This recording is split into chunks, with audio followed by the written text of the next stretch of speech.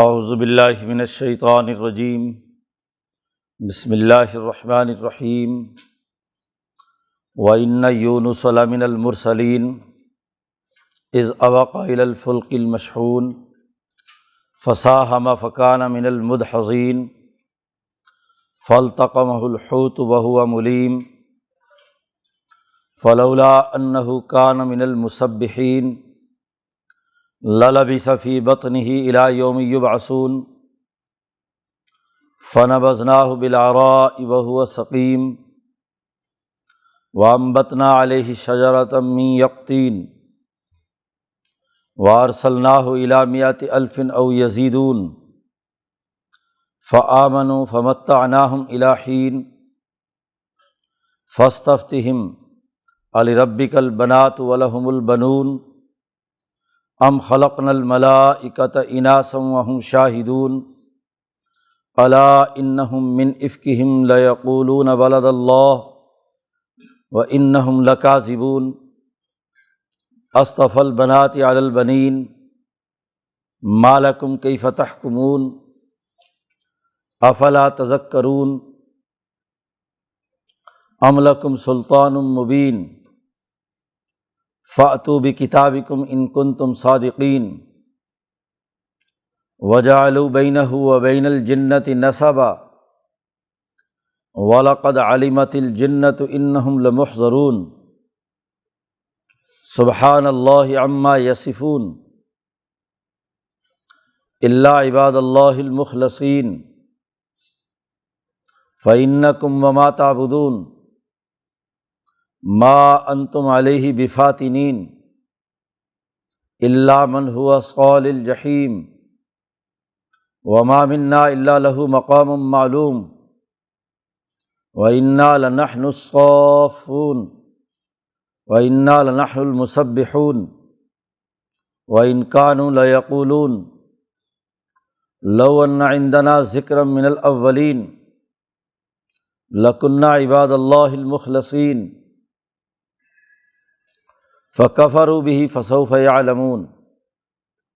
وَلَقَدْ سَبَقَتْ كَلِمَتُنَا لِعِبَادِنَا الْمُرْسَلِينَ إِنَّهُمْ لَهُمُ الْمَنْصُورُونَ وَإِنَّ جُنْدَنَا لَهُمُ الْغَالِبُونَ فَتَوَلَّ عَنْهُمْ حَتَّى حِينٍ وَأَبْصِرْهُمْ فَسَوْفَ يُبْصِرُونَ أَفَبِعَذَابِنَا يَسْتَعْجِلُونَ فَإِذَا نَزَلَ بِسَاحَتِهِمْ فَسَاءَ صَبَاحُ الْمُنذَرِينَ وَتَوَلَّ عَنْهُمْ حَتَّى حِينٍ وَأَبْصِرْ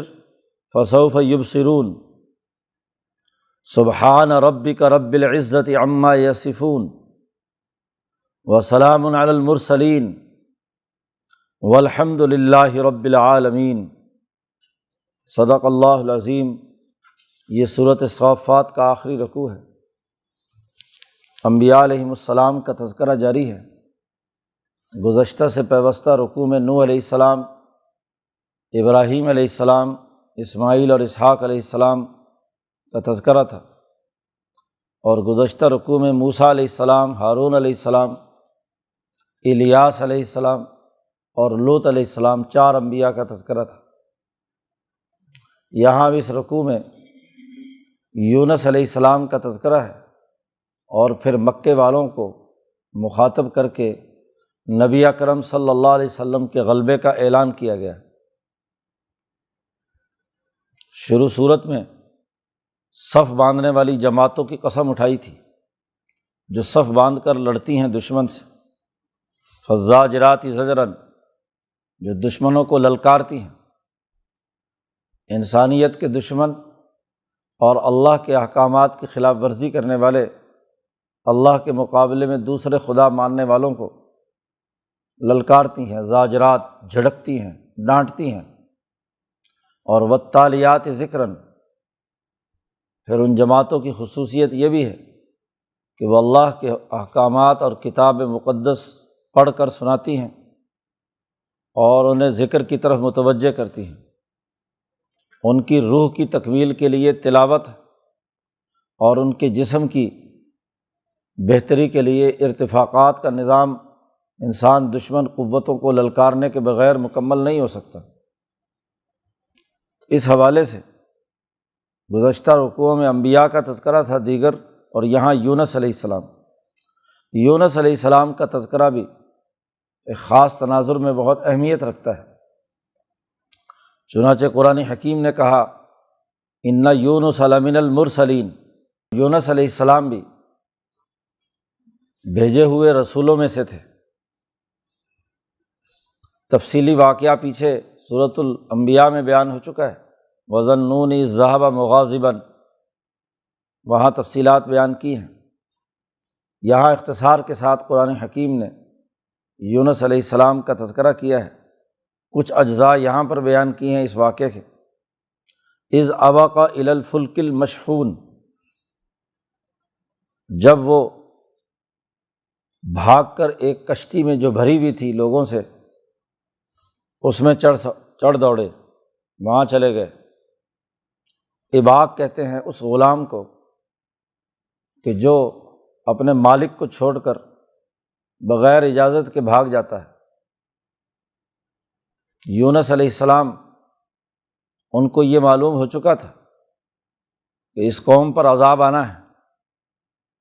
تمام آثار عذاب کے جو پہلے طے شدہ تھے وہ ظاہر ہونا شروع ہوئے۔ یہ عذاب کب آئے گا یہ کوئی واضح تفصیل تو موجود نہیں تھی، لیکن ان کے کرتوت اور ان کے اعمال دیکھ کر انہوں نے یہ فیصلہ کر لیا کہ مجھے اس بستی سے اب باہر نکل جانا چاہیے۔ انبیاء جب تک کسی بستی میں موجود ہوتے ہیں تو براہ راست عذاب نہیں آتا۔ قرآن حکیم نے نبی اکرم صلی اللہ علیہ وسلم کے بارے میں فرمایا ہے کہ وما کان اللہ لیعذبہم وانت فیہم، اللہ پاک عذاب نہیں دے گا جب تک آپ اس بستی میں موجود ہیں۔ تو نبی کی برکت اور صحبت سے انسانیت محفوظ رہتی ہے۔ اب یہ بات ایک دائرے میں واضح ہو چکی تھی کہ اب اس قوم پر عذاب آنا ہے۔ یہ جتنے بھی ایسے واقعات ہیں، جیسے آدم علیہ السلام سے ایک غلطی سرزد ہوئی، یا اسی طریقے سے یونس علیہ السلام سے یہ اجتہادی خطا ہوئی، ان کے بارے میں امام شاہ ولی اللہ دہلوی ایک اصولی بات بیان فرماتے ہیں کہ ذات باری تعالیٰ انسانوں سے جو کلام فرماتے ہیں اس کے مختلف دائرے ہوتے ہیں۔ زبان حق مختلف حالات کے تناظر میں مختلف احکامات کا ظہور ہوتا ہے۔ اب دو مختلف متضاد آراء میں معاملہ ایسے مرحلے پر آ جاتا ہے کہ جہاں فیصلہ کرنا مشکل ہوتا ہے کہ کس رخ پہ جایا جائے۔ یہی امتحان ہوتا ہے۔ اب ایک طرف قوم کے عذاب کا فیصلہ ہو چکا ہے، اور عذاب کی حالت میں یونس علیہ السلام کو یہ ہدایت تھی کہ جب بستی پر عذاب شروع ہو تو آپ نے بستی سے نکل جانا ہے۔ دوسری طرف یہ ہدایت بھی ہے کہ نبی کو آخری وقت تک پر امید رہ کر عذاب والی قوم کو عذاب سے نجات دلانے کے لیے اپنی سر توڑ کوشش کرتے رہنے چاہیے۔ اب یہ دو مختلف چیزیں تھیں۔ اب دونوں دائروں میں حضرت یونس علیہ السلام نے اپنا اجتہاد استعمال کیا، اس اجتہاد میں اندازے کی غلطی ہو گئی۔ اسی خطائے اجتہادی کی وجہ سے یونس علیہ السلام عذاب کو آتا دیکھ کر دوسری طرف چلے گئے، بستی کو چھوڑ کر جہاں دوسرے علاقے میں جانے کا حکم دیا گیا تھا تو کشتی میں سوار ہو گئے۔ اسی کو قرآن حکیم نے بیان کیا اذ ابق الی الفلک المشحون۔ لیکن جو دوسرا حکم تھا کہ آخر وقت تک ان کی کوشش کرنی ہے کہ وہ ہدایت کے راستے پر آ جائیں۔ اب جیسے بستی والوں نے دیکھا کہ عذاب تو بالکل سر پر آ گیا، تو سارے عورتیں بچے سب باہر نکل کر گڑ گڑائے اللہ کے سامنے، توبہ کی، استغفار کیا، اور نبی کو تلاش کرتے پھر رہے ہیں یونس علیہ السلام۔ وہ کشتی میں بیٹھ کر جا چکے۔ اب ایک طرف قوم ہے کہ وہ اس کو اس وقت ہدایت کی ضرورت ہے، توبہ کر رہی ہے، اور دوسری طرف یونس علیہ السلام عذاب کو دیکھ کر کشتی میں جا بیٹھے۔ اسی کو قرآن حکیم نے یہاں تعبیر کیا ہے کہ جب وہ بھاگ کر چلے گئے ایک بھری ہوئی کشتی میں، کشتی جب بیچ دریا پہنچی تو فساہما، لوگوں نے کہا کہ بھائی کشتی جو ہے وہ ہچکولے کھا رہی ہے، یہ ڈوبنے والی ہے، اور اندازہ یہ ہے کہ کوئی غلام ایسا ہے جو اپنے مالک کو ناراض کر کے بھاگا جا رہا ہے۔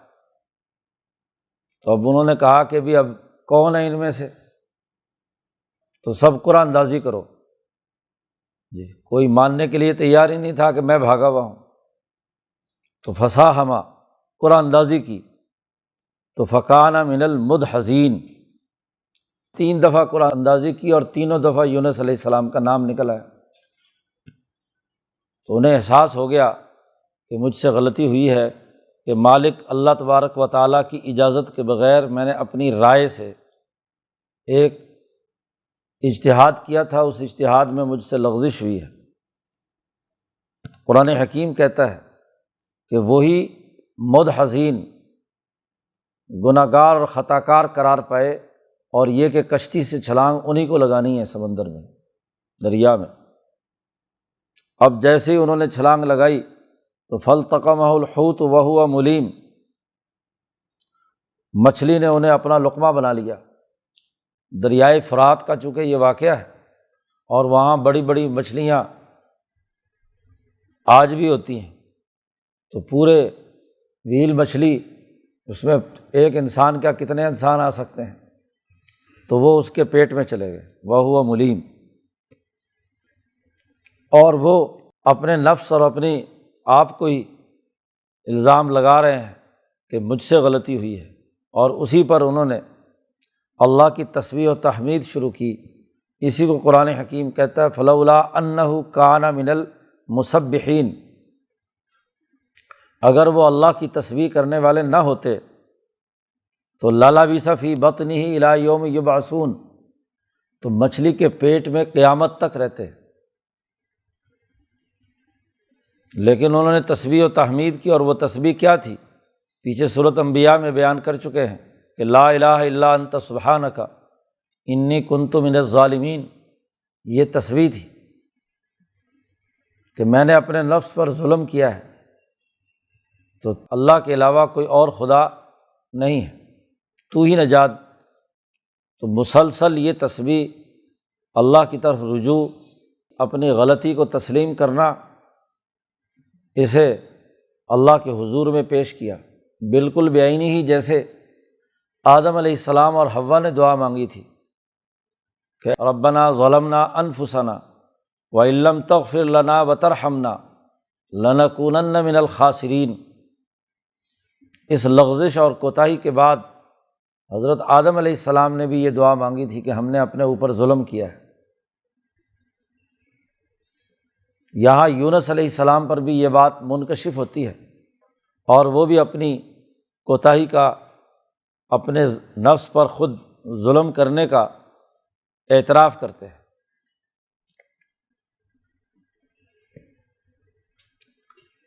قرآن حکیم کہتا ہے اگر وہ یہ تسبیح و تحمید نہ کرتے تو پھر ہمیشہ قیامت تک اس مچھلی کے پیٹ میں رہتے، یعنی بس رزق خاک بن جاتے جیسے قبر کے اندر ہوتا ہے۔ لیکن چونکہ انہوں نے تسبیح و تحمید کی تو اس لیے فنبذناہ بالعراء وہو سقیم، ہم نے انہیں باہر چٹیل میدان میں لا پھینکا۔ اللہ نے مچھلی کو حکم دیا کہ ان کو باہر نکال دو، اگل دو، لیکن چونکہ کوئی 30-40 دن کا عرصہ پیٹ میں رہے ہیں، اس لیے جسم کی جلد بہت نازک، طبیعت کے اندر نقاہت اور کمزوری، جسے قرآن حکیم نے کہا وہو سقیم، کہ وہ بیمار تھے، ایسے بیمار کہ دھوپ کی تپش بھی محسوس ہوتی ہے، جلد نرم و نازک ہو جائے، دھوپ بھی بری لگتی ہے، اور پھر جانور مکھی ادھر ادھر، تو چونکہ حرکت کرنا مشکل تھا، زمین پر ہی لیٹے ہوئے تھے،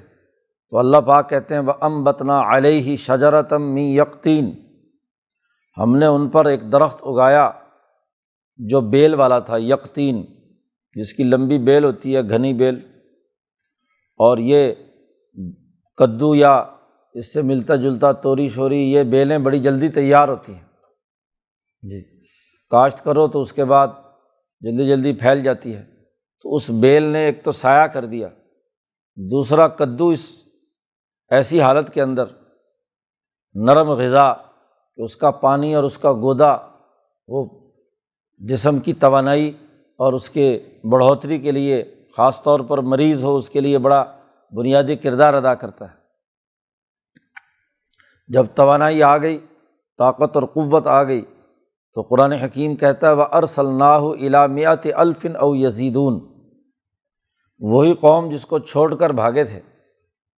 وہ قوم تو تلاش کرتی پھر رہی ہے کہ ہمارے نبی کہاں ہیں، تو ہم نے انہیں پھر دوبارہ بھیجا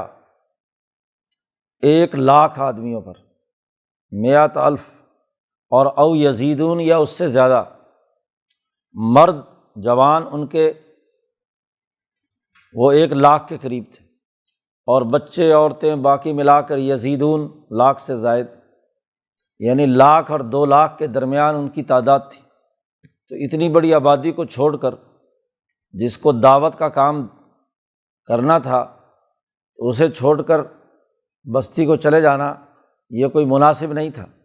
وہ انتظار میں تھے۔ تو دوبارہ طاقت اور توانائی کے بعد یونس علیہ السلام کو اسی قوم کی طرف بھیجا گیا، فآمنوا، وہ ایمان لائے یونس علیہ السلام پر، ہدایات پر عمل کیا۔ اب یونس علیہ السلام نے اسی صف بندی، اسی جد و جہد اور کوشش کے ساتھ کام کیا جیسے دیگر انبیاء نے نتائج پیدا کیے ہیں۔ تو فمتعناہم الی حین، ہم نے انہیں ایک وقت تک دنیا میں زندگی بسر کرنے کا موقع فراہم کیا، انہیں نفع دیا کہ وہ اپنی بقیہ زندگی صحیح اور درست راستے پر آگے چل کر کام کریں۔ تو یہ لغزشیں کوتاہیاں چھوٹی موٹی ہوتی رہتی ہیں، لیکن بنیادی تاہم کام ان انبیاء کی جد و جہد کا منظم انداز میں دشمن کے مقابلے پر جد و جہد اور کوشش کرنے کا ہے، اور اصل دشمن تو شیطان ہے، اور اس کی ذریت انسانوں میں سے جو اس کے بھرے میں آ جاتے ہیں ان کو واپس کھینچ کر لانا، یہ انبیاء علیہم السلام کی اور مخلصین کی جد و جہد کا بنیادی دائرہ ہے کہ وہ اپنا کام کریں، شیطانی اثر سے جو انسان گمراہ ہو رہے ہیں ان کو روکنے کے لیے کام کریں، دین کے غلبے کے لیے جد و جہد اور کوشش کریں۔ ان کا کام ہے اپنے لشکری تیار کرنا، جند تیار کرنا، آگے آ رہا ہے تو جو لشکر تیار کرنا، فوجی قوت بنانا، عسکری طاقت اور قوت تشکیل دینا، ان کو منظم کرنا، یہ انبیاء علیہم السلام کی جد و جہد کا محور ہے۔ فطرت انسانی تبھی نکھرتی ہے کہ جب وہ اس طریقے سے کام کرتی ہے، جو پچھلی صورتوں کے تسلسل میں بات چل رہی ہے، صورت فاطر سے لے کر اب تک، کہ فطرت انسانی صورت یاسین میں واضح کیا تھا کہ تقویٰ اور انفاق مال، اور یہاں جد و جہد اور جہاد کے لیے جند تیار کرنا، لشکر تیار کرنا، فوج تیار کرنا جو ڈسپلن اور صف بندی کے ساتھ آگے بڑھے۔ یہ انبیاء علیہم السلام کے واقعات یہاں مکمل ہو گئے اس صورت میں۔ اب مکے والوں کی طرف رخ کیا ہے، باقی تمام انبیاء کے بعد اب مکے والوں کا جو معاملہ نبی اکرم صلی اللہ علیہ وسلم کے ساتھ اس پر گفتگو شروع کی جاتی ہے۔ قرآن کہتا ہے فاستفتہم، اے محمد صلی اللہ علیہ وسلم ان سے فتویٰ پوچھیے، ان مکے والوں سے پوچھیے کہ یہ جو اللہ تبارک و تعالیٰ کے لیے اولاد قرار دے رہے ہیں اور اولاد میں بھی بیٹیاں قرار دے رہے ہیں، تو لربک البنات ولہم البنون، کہ ان کے لیے کیا ہے بیٹے ہوں اور اپنے رب کے لیے بیٹیاں تلاش کرتے ہیں۔ بیٹیاں کہتے ہیں، فرشتوں کے بارے میں کہتے تھے یہ عرب لوگ کہ یہ اللہ کی بیٹیاں ہیں، پھر لوگ پوچھتے کہ بھی بیٹیاں ہیں تو ان کی مائیں کون ہیں، پھر وہ کہتے تھے کہ جنات میں سے ہیں، کوئی جنیاں ہیں، ان سے یہ بیٹیاں پیدا ہوئی ہیں۔ تو طرح طرح کی خرافات ان کے دماغ میں تھیں۔ شروع صورت میں کہا تھا کہ انسانی فطرت منظم ہو کر جب اپنی صف بندی اختیار کر لیتی ہے اور دشمن کے مقابلے پر مزاحمت اور جدوجہد کا راستہ اختیار کرتی ہے تو اس کی قسم اٹھا کر کہا تھا کہ ان الہکم لواحد، کہ تمہارا خدا تو صرف اور صرف ایک ہے۔ تو اللہ کی توحید کے متصادم نظریہ رکھنا اور اللہ کے لیے بیٹیاں یا بیٹے بنانا یہ بہت بڑا جرم ہے۔ تو سورت کا اختتام میں بھی اللہ نے یہی سوال اٹھایا کہ ان سے پوچھیے، ایک تو اللہ کے لیے اولاد بنانا یہ جرم، اور پھر اولاد میں سے بھی وہ اولاد جس کو خود پسند نہیں، اپنے لیے بیٹیاں پسند نہیں ہیں، ان کے ہاں بیٹی پیدا ہو جائے، وَإِذَا بُشِّرَ أَحَدُهُمْ، جو لوگوں کے لیے مثالیں بیان کرتے ہیں، اگر وہ بیٹیاں ان کے ہاں پیدا ہو جائیں تو ظل وجهه مسودا وهو کظیم، تو ان کا منہ کالا سیاہ اور اس کے اوپر جو پھٹکار پڑی ہوئی ہوتی ہے بیٹی کے پیدا ہونے کے نتیجے میں، وہ تمہیں نظر آئے گی۔ تو خود تو بیٹی کی پیدائش پر منہ بنا کر بلکہ منہ بگاڑ کر رہتے ہیں، اور اللہ میاں کے لیے بیٹیاں تلاش کرتے ہیں۔ ام خلقنا الملائکۃ اناسا وہم شاہدون، کیا جب ہم فرشتے بنا رہے تھے، فرشتوں کی تخلیق ہو رہی تھی، یہ وہاں حاضر تھے کہ ان کو پتہ چلے کہ ہم نے فرشتے جو ہیں وہ لڑکیاں بنائی ہیں؟ فرشتوں کو لڑکیوں کے طور پر جب ہم تخلیق کر رہے تھے تو وہم شاہدون، یہ وہاں حاضر تھے، انہیں پتہ چل گیا؟ ان کا تو نام و نشان ہی نہیں تھا۔ الا انہم من افکہم لیقولون، خبردار، ان کے جھوٹ کی سب سے بڑی بات یہ ہے کہ یہ کہتے ہیں کہ اللہ کی اولاد ہے۔ لیقولون ولد اللہ، قرآن کہتا ہے یہ ایک تو گھڑی ہوئی بات ہے، افک ہے، جھوٹ کا طوفان باندھنا، ایسا جھوٹ جس کے کوئی سر پیر نہ ہو، جسے کہتے ہیں گٹے جوڑ کر جھوٹ بولنا۔ تو ایسا افک انہوں نے گھڑا ہے کہ اللہ کی اولاد ہے۔ بے شک انہم لکاذبون، یہ پکے جھوٹے ہیں جس کا کوئی سر پیر نہیں۔ ذرا سوچو کہ کیا اللہ نے اپنے لیے لڑکیاں پسند کی اور تمہارے لیے لڑکے؟ اصطفی البنات علی البنین ما لکم کیف تحکمون، تمہیں کیا ہو گیا کہ کتنے غلط فیصلے کرتے ہو، کتنا جھوٹا الزام اللہ پر لگاتے ہو۔ افلا تذکرون، کیا تم دھیان نہیں دیتے، توجہ نہیں کرتے، تذکر اور نصیحت حاصل نہیں کرتے؟ اچھا، ایک صورت یہ ہو سکتی ہے کہ فرشتوں کی تخلیق ہو تو تم وہاں کھڑے ہوئے دیکھ رہے ہو کہ یہ لڑکیاں بنائی جا رہی ہیں، تو وہ تو ممکن نہیں ہے۔ اور دوسری صورت یہ ہے کہ کسی کتاب میں، کسی دلیل اور کسی سند میں اللہ نے لکھ دیا ہو کہ میں نے لڑکیاں بنائی ہیں۔ ام لکم سلطان مبین، کیا ان کے پاس کوئی سند ہے، کوئی دلیل ہے، کوئی دستاویزی ثبوت ہے؟ چلو عملاً مشاہدہ نہ ہو تو دوسرا طریقہ یہ ہوتا ہے کہ آپ موقع سے غائب ہیں تو وہاں کی کوئی تحریر ہو مستند، فاتوا بکتابکم ان کنتم صادقین، لاؤ وہ تحریر دکھاؤ اگر تم سچے ہو۔ کس کتاب میں یہ بات لکھی ہوئی ہے کہ اللہ نے فرشتوں کو اپنی بیٹیاں بنایا ہے؟ ایک طرف تو فرشتوں کے بارے میں یہ حماقت انگیز بات کرتے ہیں کہ فرشتے لڑکیاں ہیں، آگے جا کر اللہ تعالیٰ جواب دیتے ہیں فرشتے لڑکیاں وڑکیاں نہیں ہیں، فرشتے تو اللہ کے لشکر کے فوجی ہیں، جند ہے، وَإِنَّ جُندَنَا لَهُمُ الْغَالِبُونَ۔ یہ تو پورے کائنات کا نظم و نسق چلانے والی انتظامی اور عسکری طاقت اور قوت ہے۔ لڑکیاں بڑی جنگیں لڑتی ہیں جی، وہ جنگ کے اندر جاتی ہیں، تم تو جنگ میں جاتے ہو تو سارے مرد اکٹھے ہو کر جاتے ہو، ایک بھی لڑکی کو وہاں داخل نہیں کرتے۔ تو یہ تو اللہ کی فوج ہے فرشتوں کی، اور فوج جو ہے وہ لڑکیوں والی بھی بنانی تھی،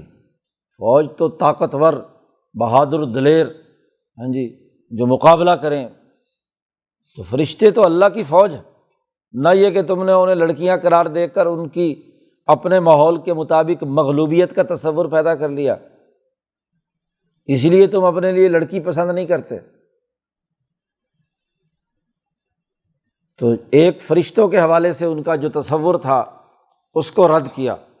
اور اس کے ذریعے سے جو فوجی طاقت اور قوت فرشتوں کی اس پورے کائنات کا نظام چلانے کے لیے مقرر کی ہوئی ہے، اس کی اہمیت واضح کی۔ اللہ ایک ہے اور اللہ کی ایک فوج ہے فرشتوں کی، اور ایسی ہی فوج نہ صرف فرشتوں میں بلکہ جنات کے اندر بھی جو مخلص بندے ہیں، مخلص جنات ہیں، ان کی بھی فوج اللہ نے تیار کر رکھی ہے۔ تو اس کو آگے بیان کیا جا رہا ہے، وَجَعَلُوا بَيْنَهُ وَبَيْنَ الْجِنَّةِ نَسَبًا، پھر جنات میں بھی اور اللہ کے درمیان بھی رشتہ داری نکال رہے ہیں کہ یہ فرشتے بیٹیاں ہیں تو ان کی مائیں جو ہیں وہ جنی عورتیں ہیں، تو اب جنات کی اللہ کے ساتھ رشتہ داری نکال رہے ہیں۔ کیسی حماقت والی باتیں کرتے ہیں، جعلوا بینہ وبین الجنۃ نسبا، حالانکہ جنات کو بھی یہ بات اچھی طرح معلوم ہے کہ انہم لمحضرون، وہ تو گرفتار ہو کر حاضر ہونے والوں میں سے ہیں، نہ یہ کہ وہ کوئی کردار ادا کرنے والوں میں سے ہوں۔ وہ اللہ کے نظم و نسق میں تابع ہیں جیسے تم انسان ہو، وہ تو خود امتحان میں مبتلا ہیں، صحیح کام کریں گے تو کیا ہے، اللہ کی فوج کا حصہ بنیں گے، کامیاب ہوں گے،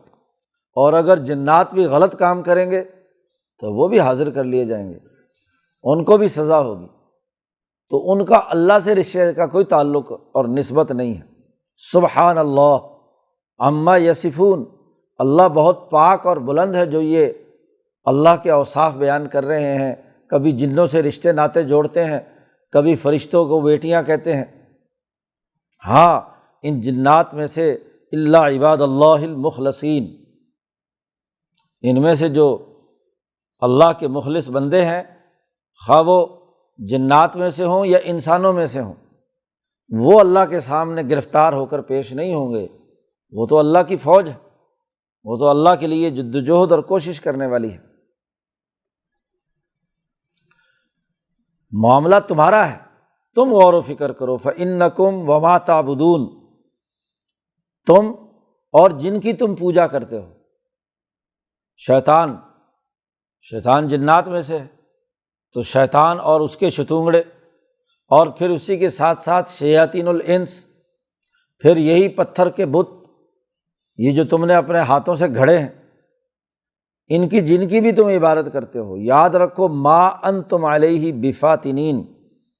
تم میں سے کوئی بھی یہ طاقت نہیں رکھتا کہ اللہ کے سامنے حاضر ہونے سے وہ رہ جائے، کسی طریقے سے چکر دے کر وہاں سے نکل جائے، نہیں۔ الا من ہوا صال الجحیم، وہی لوگ تمام پکڑے جائیں گے جنہوں نے جہنم میں داخل ہونا ہے۔ تو ایسا کوئی بھی جن بھی نہیں ہے، کوئی انسان بھی نہیں ہے جو گرفتار کر کے وہاں حاضر نہ کیا جائے، تمام حاضر کیے جائیں گے، اور کوئی بھی ان میں سے چھوٹ کر بھاگ نہیں سکتا۔ اب فرشتوں کی زبانی اگلے جملے کہلوائے جا رہے ہیں کہ وما منا الا لہ مقام معلوم، تم فرشتوں کو اللہ کی بیٹیاں قرار دے کر عضو معطل بنانا چاہتے ہو؟ نہیں، فرشتوں نے کہا، اعلان کیا کہ ما منا الا لہ مقام معلوم، ہم میں سے ہر ایک فرشتے کا ایک خاص مقام ہے جو معلوم ہے۔ جب انتظامی نظم و نسق چلایا جاتا ہے تو کام کاج کرنے کے لیے ہر آدمی کو ایک شعبہ، ایک خاص مقام پر اس کو رکھا جاتا ہے، اس کے لیے کیا ہے، ذمہ داری تفویض کی جاتی ہے۔ ہر فرشتہ کسی نہ کسی ذمہ داری پر ہے، اس کا مقام معلوم ہے، اس کی ذمہ داری طے شدہ ہے، وہ جس کام کی سیکورٹی اور اس کی حفاظت کا ذمہ دار ہے، وہ اپنے اپنی جگہ پر کام کر رہا ہے، مقام معلوم۔ اور فرشتے اور مخلص بندے جن کا پیچھے تذکرہ آ رہا ہے، وَإِنَّا لَنَحْنُ الصَّافُّونَ، اور ہم تو صف بنا کر پورے منظم انداز میں کام کر رہے ہیں۔ فرشتوں کے یہاں 3 بنیادی اوصاف بیان کیے ہیں۔ ہر تنظیم کے لیے 3 ہی بنیادی بات ہوتی ہیں صف بندی کرنے والوں کے لیے۔ ایک تو یہ کہ ہر آدمی کے کام کا ایک طے شدہ دائرہ اور مقام معلوم ہونا چاہیے۔ اس کی ذمہ داری کیا ہے، اسے کہاں کون سا کام کس مقام پر کرنا ہے، وہ کس حیثیت میں کام کر رہا ہے۔ اگر ایسا نہیں، ہر آدمی پر تمام ہی ذمہ داریاں ہیں، تو پھر تو ڈسپلن ٹوٹ جائے گا، پھر تو نظم و ضبط قائم نہیں ہوگا۔ تو ہر آدمی، ہر جن، ہر فرشتہ، ہر انسان جب وہ منظم ہوتا ہے، اللہ کا لشکر میں شامل ہوتا ہے، ایمان لاتا ہے، تو اس کی ذمہ داری ہے کہ وہ اپنے اس نظم اجتماعی میں اپنی صلاحیت اور استعداد کے مطابق اس کا ایک مقام متعین کیا جائے۔ وما منا الا لہ مقام معلوم۔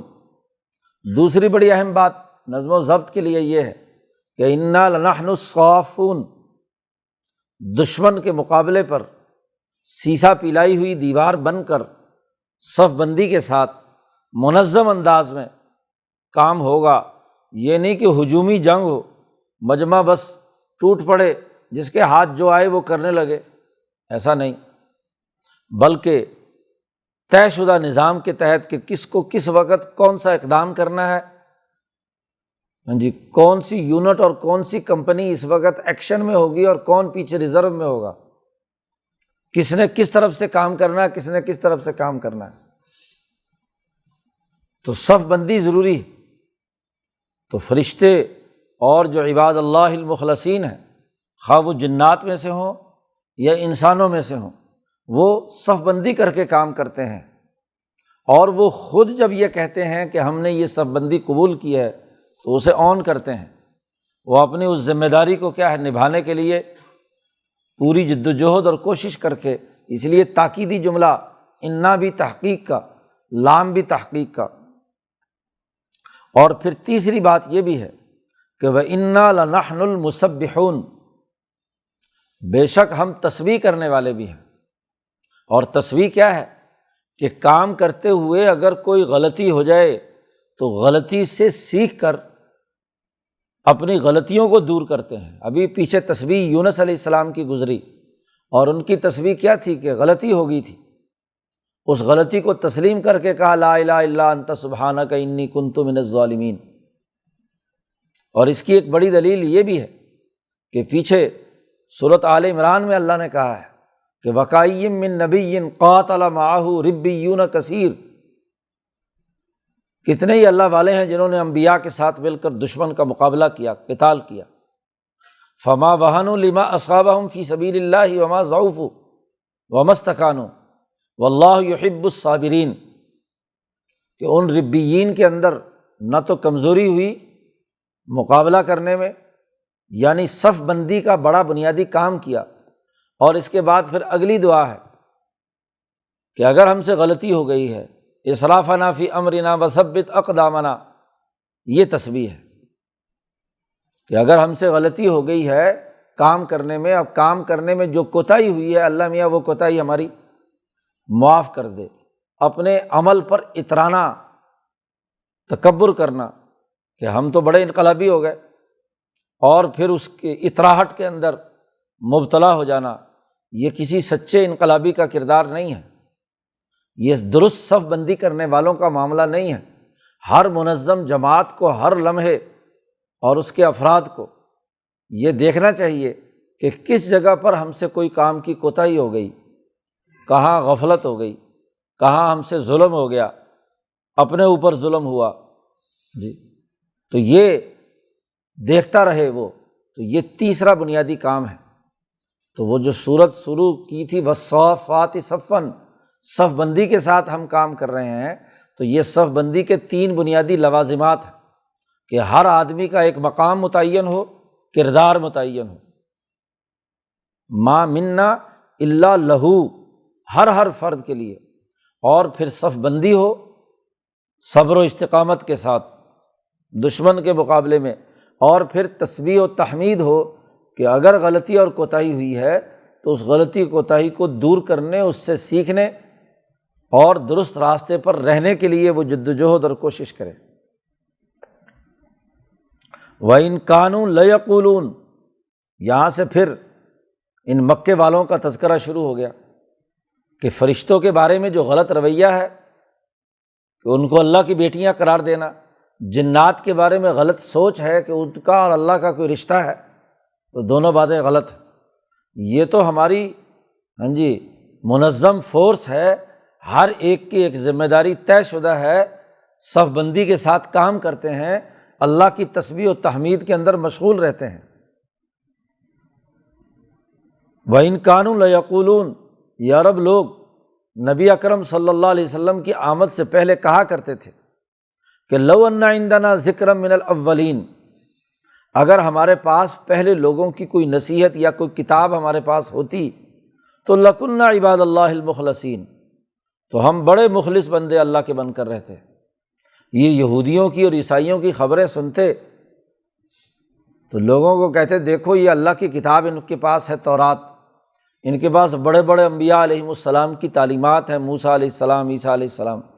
اس کے باوجود بھی یہ کرپٹ ہیں، ظلم کرتے ہیں، یہ کرتے ہیں، وہ کرتے ہیں۔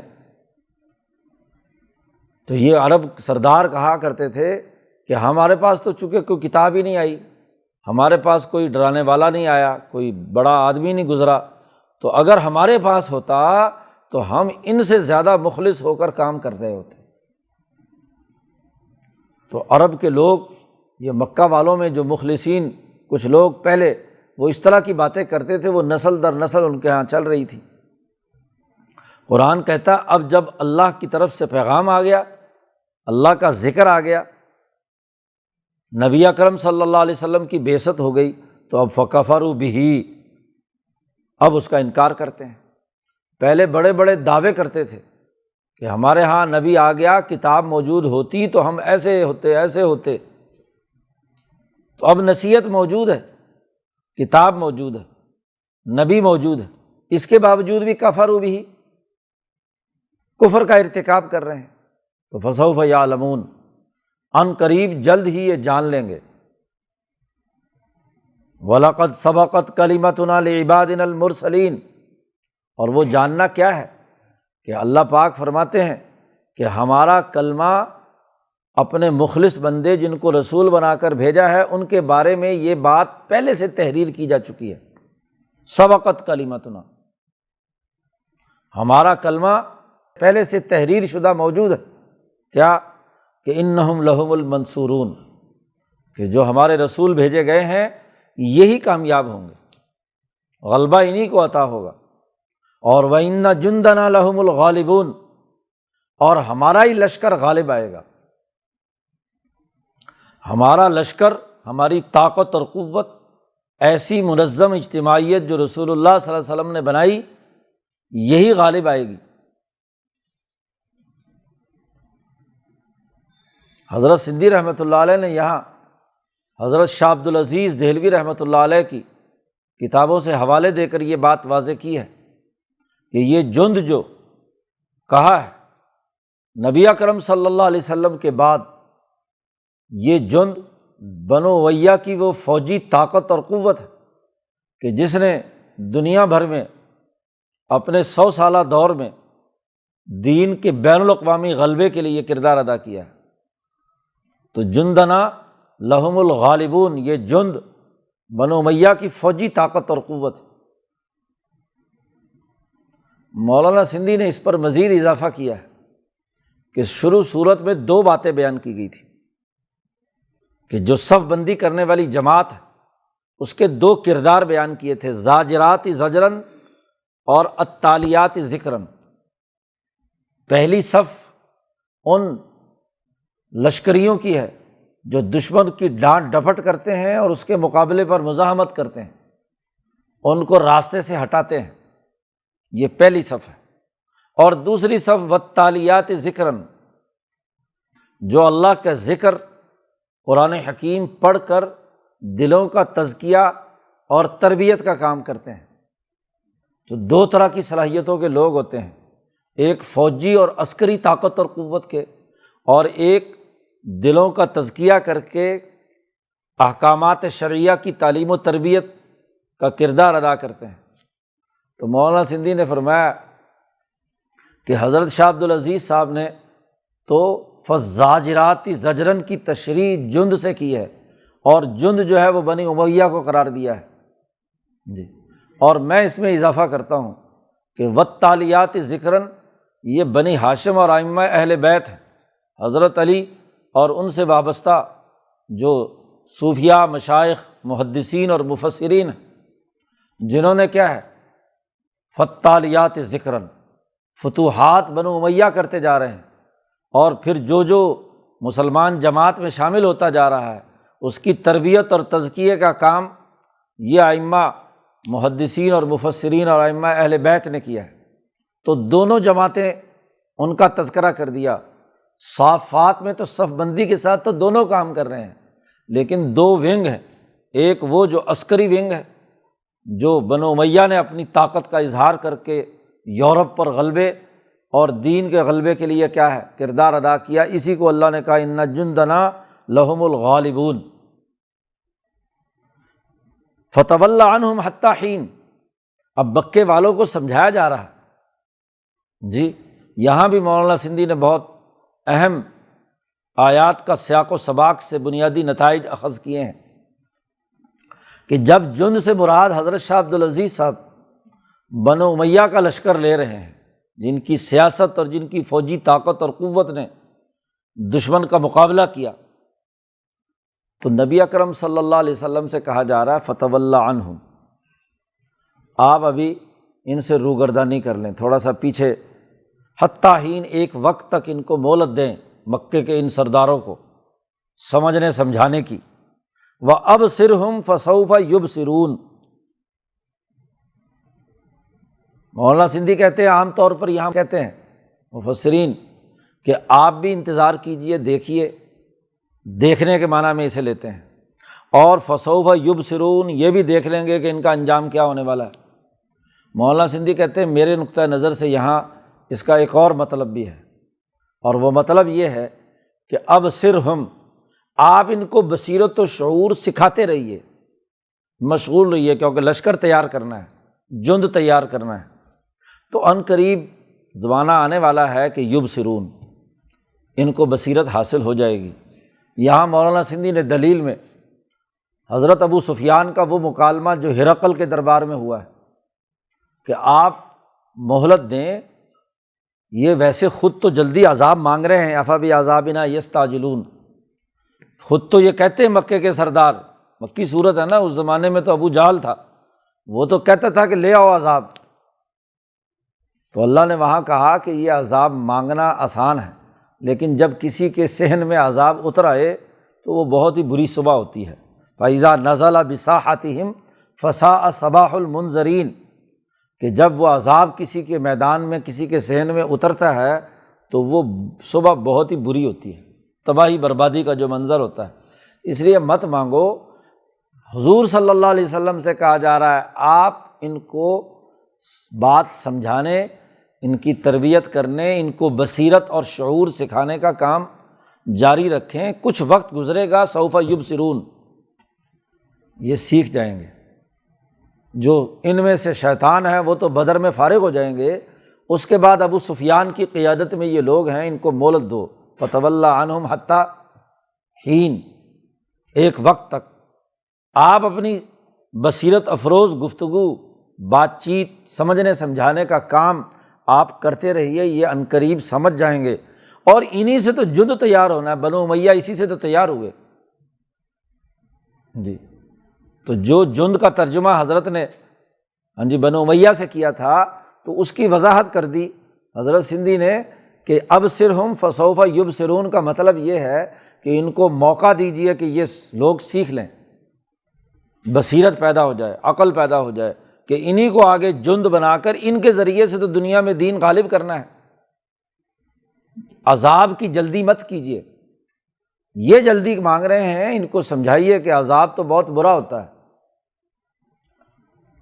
دوبارہ کہا وَتَوَلَّ عَنْهُمْ حَتَّىٰ حِينٍ، آپ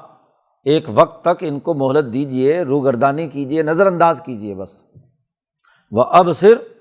فَسَوْفَ يُبْصِرُونَ، جی آپ اپنی بصیرت افروز بات، حکمت عملی کے ساتھ بات سمجھانے، اور پھر یہ سیاسی زبان میں بات سمجھیں گے۔ اور سیاسی زبان میں بات سمجھائی حضور نے کیسے؟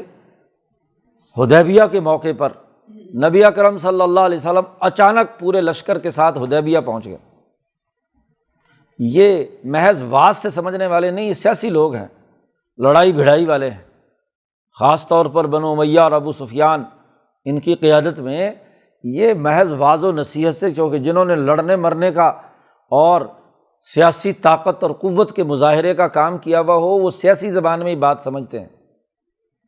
تو واعظ و نصیحت سے تو نہیں سمجھیں گے۔ ہاں جی، حضور صلی اللہ علیہ وسلم نے عمرے کے ارادے سے مدینہ سے سفر کیا، اور حدیبیہ ان کے سر پر آ کر بیٹھ گئے اچانک، تو ہکا بکا رہ گئے کہ یہ کیا سیاسی چال چلی۔ جی مجبور ہو کر کیا ہے، صلح کرنی پڑی، برابر کی سیاسی طاقت حضور کی تسلیم کرنی پڑے۔ تو جو سیاسی ذہن رکھتا ہے، غلبے کا ذہن رکھتا ہے، اس کو مغلوب کرنے کے لیے بھی سیاسی اقدام کرنا پڑتا ہے۔ محض واعظ سے اور نصیحت سے اسے بات سمجھ میں نہیں آتی۔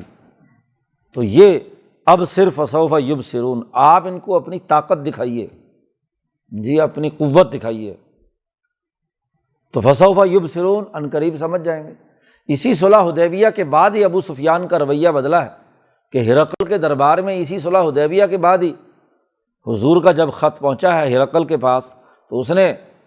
تاجروں کے اس وفد کو جو مکے کے قریشیوں کا آیا ہوا تھا ابو سفیان کی قیادت میں، خود ابو سفیان نے کہا کہ میں جب ہرقل کے دربار میں پہنچا تو اس نے کہا کہ دیکھو تم میں سے سب سے زیادہ قریبی رشتہ دار ان بزرگوں کا جو نبوت کا جنہوں نے دعویٰ کیا ہے کون ہے؟ تو ابو سفیان نے کہا کہ میں ہوں۔ سب سے قریبی رشتہ اس وقت جتنے تاجر ہمارے ساتھ آئے ہوئے ہیں میرا ہے۔ پھر ابو سفیان کی بیٹی حضور کے نکاح میں ام حبیبہ ہے، تو ہر طرح سے رشتہ میرا قریب تر ہے۔ انہوں نے کہا ٹھیک ہے تم آگے آ جاؤ۔ ابو سفیان کو آگے کھڑا کر لیا، اور باقی جتنے تھے قریشی تاجر ان کو فاصلے سے پیچھے لائن بنا کر کہا کہ تم پیچھے کھڑے ہو جاؤ، اور پیچھے والوں سے کہا کہ دیکھو یہ تمہارا سردار ہے، یہ اس سے میں کچھ سوال کروں گا، اگر یہ جھوٹ بولے تو مجھے بتلا دینا۔ ابو سفیان کہتے ہیں کہ اگر ہرقل میرے ان رشتہ داروں کو میرے پیچھے کھڑا کر کے یہ بات نہ کہتا تو میں ضرور جھوٹ بولتا۔ مجھے خطرہ تھا کہ آج تو یہاں جھوٹ بولوں گا، لیکن واپس جا کر پوری برادری کہے گی کہ یہ تو وہی ہے نا جس نے وہاں جھوٹ بولا تھا۔ تو برادری کو پیچھے ہرقل نے بڑی سمجھداری کا ثبوت دیا، اس نے کہا یہ جھوٹ بولے تو مجھے بتانا۔ تو برادری کو دیکھ کر کون جھوٹ بولتا ہے؟ جہاں برادری شرادری نہیں ہوتی وہاں آدمی پتہ ہے کہ کوئی پوچھنے والا نہیں ہے، جو مرضی کر کے بھاگ جاؤ۔ معاشروں میں فساد تبھی پیدا ہوتا ہے کہ سماج کا دباؤ ختم ہو جائے۔ تو یہاں جو پوری گفتگو ہوئی، اس گفتگو کے بعد ہرقل نے جب یہ بات کہی کہ اگر وہ بات جو تم مجھے بتلا رہے ہو یہ برحق ہے تو یہ سچے نبی ہیں،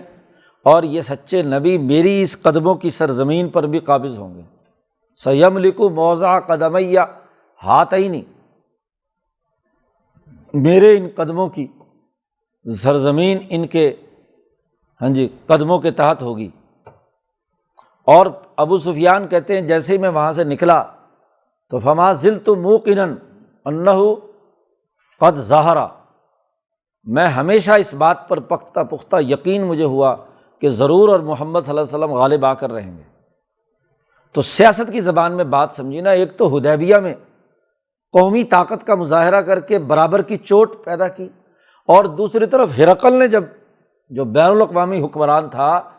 اس نے مروبیت کا، وہاں ابو سفیان کا جملہ ہے کہ میں نے اپنے ساتھیوں سے کہا کہ جس نبی سے یہ یورپین قومیں اور یہ قیصر ڈر اور لرز رہا ہے، وہ تو اب ضرور حکمران بن کر رہے گا۔ تو حکمرانی کی زبان میں ہاں جی بات سمجھ میں آئی، سوف یبصرون، یہ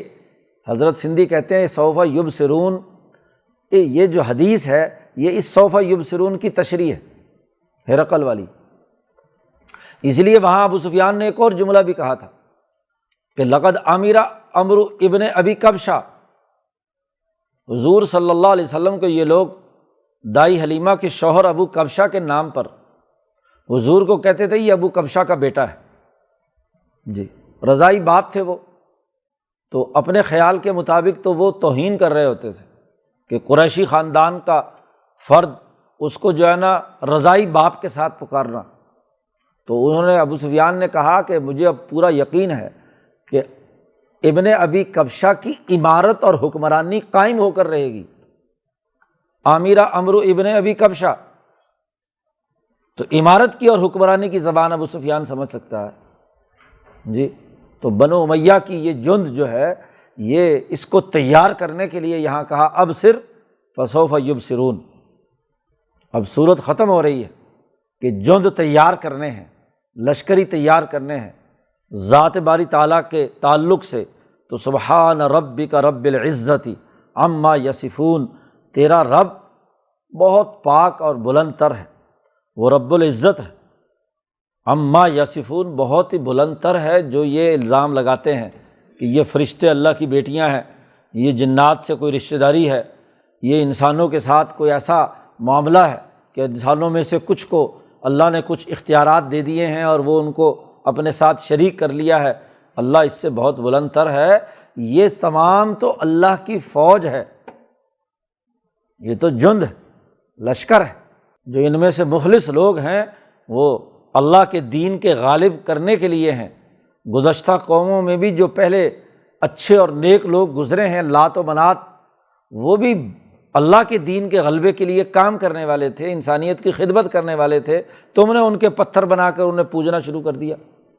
ان کا اللہ سے رشتہ یہ نہیں تھا کہ وہ اللہ کے شریک ہو گئے تھے، بلکہ وہ اللہ کے لشکری تھے، صف بندی کرنے والے تھے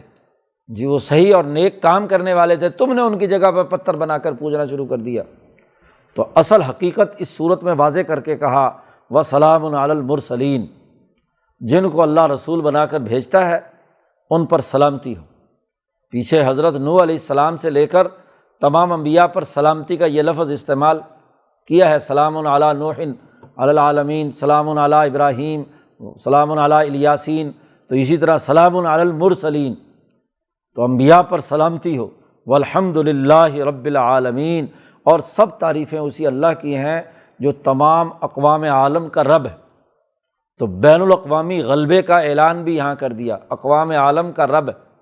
اور اقوام عالم کی پرورش تبھی ہوگی کہ جب ہر قوم کے اندر ایسی قومی جماعت منظم کر دی جائے جو پوری صف بندی کے ساتھ اللہ کے دشمنوں کے مقابلے میں مزاحمت اور اللہ کا لشکری بن کر کردار ادا کرے، اور اللہ کی آیات پڑھ کر سنا کر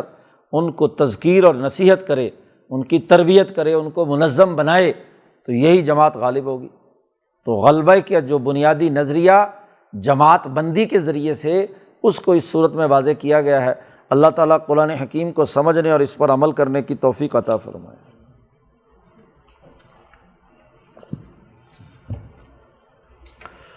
اللہم صلی اللہ